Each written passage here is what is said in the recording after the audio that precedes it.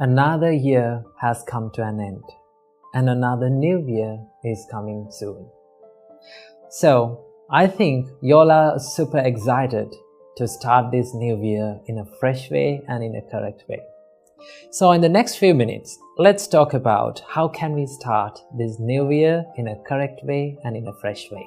So, the first thing in this new year is about goal setting that I want to talk with you.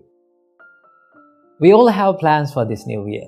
We all have goals and dreams that we want to achieve and we want to become in this new year. But do you know, only 19% of individuals keep their resolutions or keep their plans until the end of the year. Most of us abandon the plans and the resolutions in mid-January. Why is that? There's a reason behind this. Well, most of us are so busy on focusing about the goal or the dream. We always think about it, what we are going to achieve. Well, that is very good. In your life, to have goals and to have dreams is very important. But there's one thing that we all forget.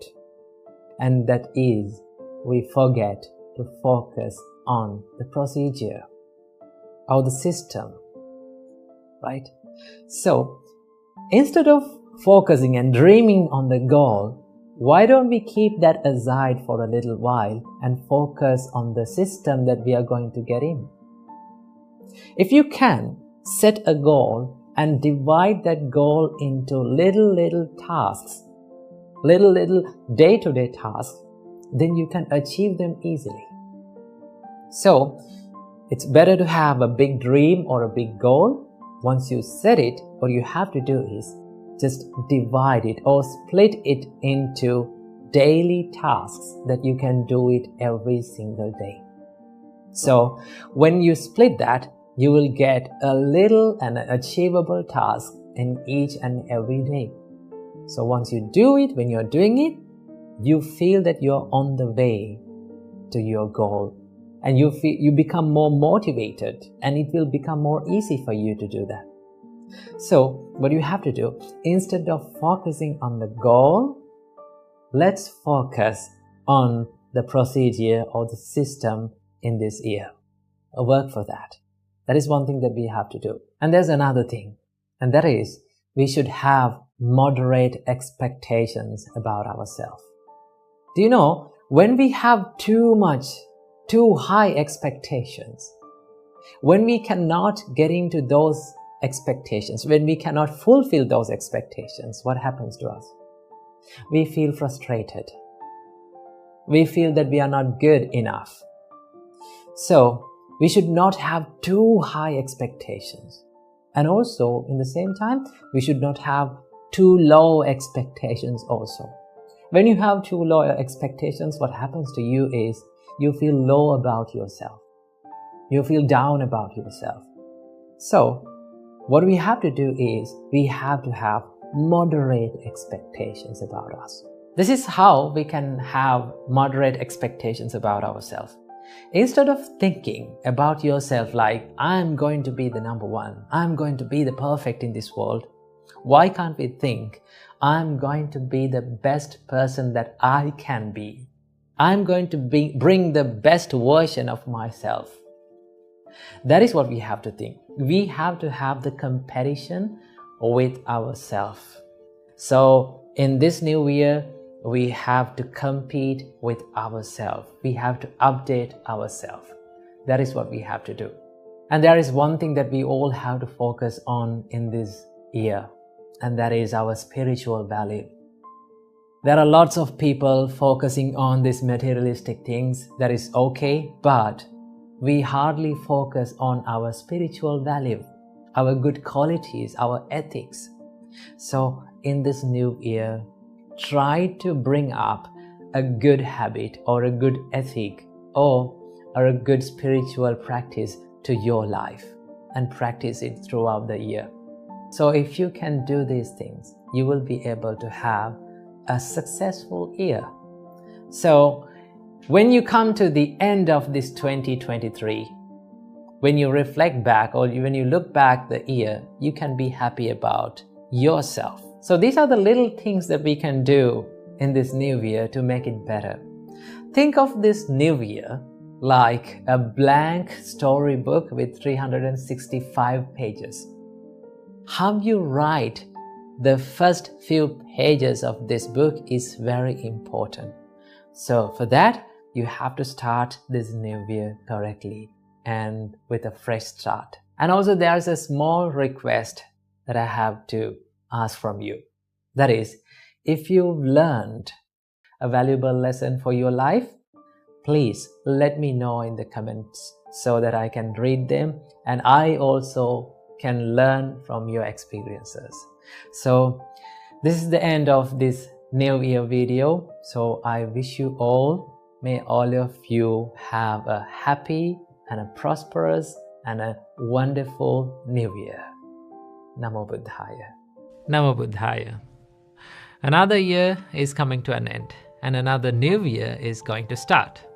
Now you may be thinking about, oh, this monk is going to talk about New Year resolutions, or how to start the new year in a more positive and a more correctly, right?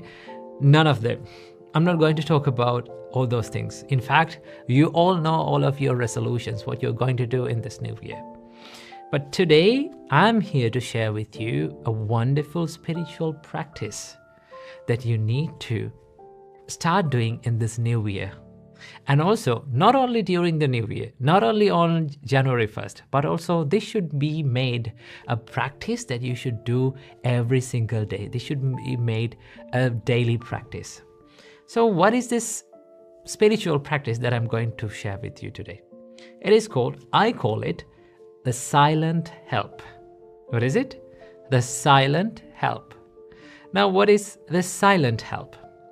Silent help is a help that you give to a person without them asking you to do a help, right? So the reason why I'm going to share this about this spiritual practice is because the other day I was reading the biography of the chief disciple of the Supreme Buddha. The chief disciple of the Supreme Buddha's name was Arahant Sariputra.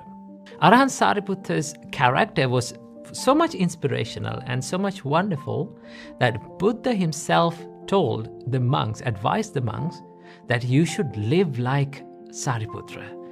You should make your role model in your life the Sariputra.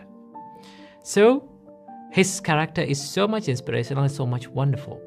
And there is this one story that I was so much, it felt into my heart. I felt that into my heart that it says that one morning that Arahant Sariputra came out of the room getting ready to go on the alms round. And then he saw the junior monks. They are cleaning the monastery. They are cleaning the compounds. They are cleaning the halls and they are cleaning the rooms.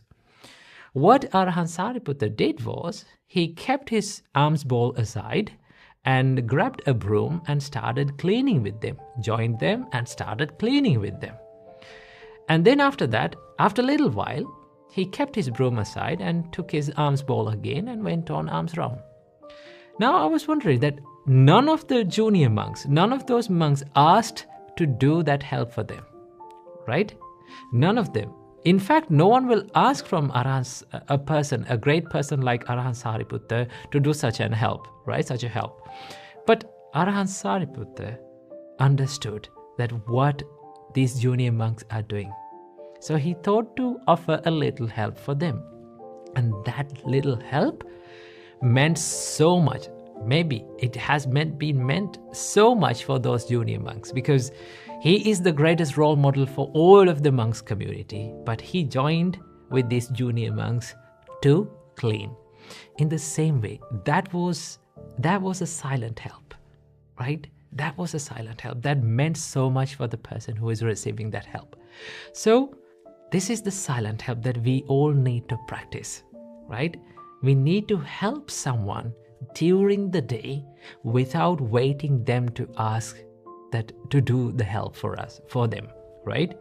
For an example, let's say you're at home and you're coming out of your room and you see one member of your family is cleaning the house. What you can do?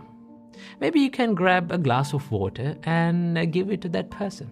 Maybe you can clean some places. Maybe you can help them with cleaning some mats and rugs on the floor, right? That is a little help that you give to that person, but they didn't ask you to do that. Now, the reason why we should practice this silent help is because a help that was given without the person asking to do that help is so much powerful than a help that was asked to do, right? Because behind that help, behind that action, there are a lot of wonderful qualities like understanding. There is a quality of the love, compassion, right? Generosity, right? Kindness. These qualities are behind that action, right? When you do such things, it will be a great help to build up great qualities like kindness and compassion within you, right? So in this new year, I need all of you to have a resolution into your mind that also, while pursuing this material happiness in this world, we also need to have some resolutions and some goals to pursue our spiritual goals as well. So I invite all of you to do a silent help to a person every single day, right? Whenever possible, find a way to do a help to a person without them asking you to do that. And also, after doing this help, I need you to do one thing. To deliberately be happy of the help that you did, of the action that you did, right? This is something that we oftenly don't do. What is it? Deliberately being happy of what we do, right? Because happiness is not something that comes automatically out of nowhere. It doesn't appear. We have to make it happen. You have to think it in that way. So in the same way, we have to help someone without them. We have to give a silent help, and also we have to deliberately be happy of what we did. This is one spiritual practice. This is a simple spiritual practice that you can add to your life in this new year. Okay? So you may be thinking, that is a little thing. No, it is not, right? And also you may be thinking, does that include into spirituality? Well, some people say, okay, spirituality is all about meditating. Now, spirituality is not only about meditating. Spirituality is also about giving. Spirituality is also about dedicating your life, your time, your energy towards the benefit of other people. So in this new year, let's start practicing this wonderful yet simple spiritual practice and make this year a happier and a more peaceful one. So I wish you, by the blessings of the Buddha, Dhamma and Sangha, may all of you be healthy, may all of you be happy, may all of your dreams come true, and may all of you be able to realize the Four Noble Truths in this Gautam Buddha's dispensation. Namo Buddhaya.